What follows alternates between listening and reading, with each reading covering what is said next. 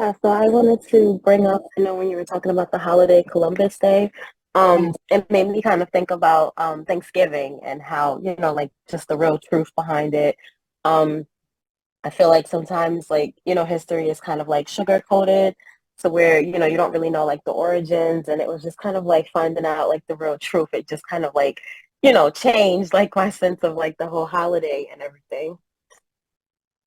Yeah, and thank you so much for bringing it up. And we're gonna this actually brings us into the chapter, and I think we're gonna move forward for time purposes into that chapter because let me scroll there if I can. Um, one is, and I'll come back and say something about this, but one is this whole idea of grieving, right? Grieving and naming racism, right? And I want to say this, it brings us right into this chapter 4 to start some of these conversations. One is that I was reading the book Rest is Resistance, and just so you know, we'll be having a program on that on Thursday, Wednesday or Thursday, Wednesday. Sorry, Thursday at 7. I can put that link in the chat before we close. But Rest is Resistance. And this idea of really seeing how deeply I have been conditioned, right? And colonized in many ways. And so you think about these holidays, Thanksgiving. I love Thanksgiving, right? I like to celebrate Thanksgiving.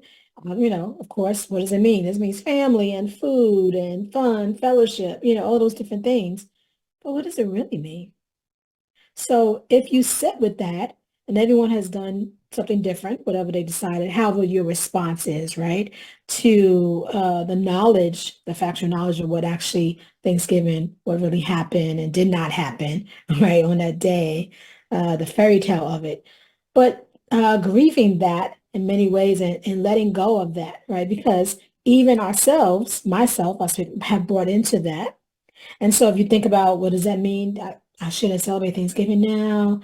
Like, oh, how does that, giving up some of those things, right? Because we benefit from them in many ways, personally, emotionally, right? Our traditions, all those different things. And so it is finding a way to grapple with that to say, okay, what does that mean for my family, my celebration? But grieving that this was not right and grieving atrocities that happened to Native American here in their land, right? In their own land, right? And grieving that and naming that. And so lots of times we don't want to grieve it and name it. We don't want to name it because we don't want to grieve it. We don't want to name it because we don't want to let go of it. We don't want to name it because also that means we shift and change power structures with it, right? Admitting something. So give up power or give up a privilege or give up a tradition. Um, it's so deep. It is so deep.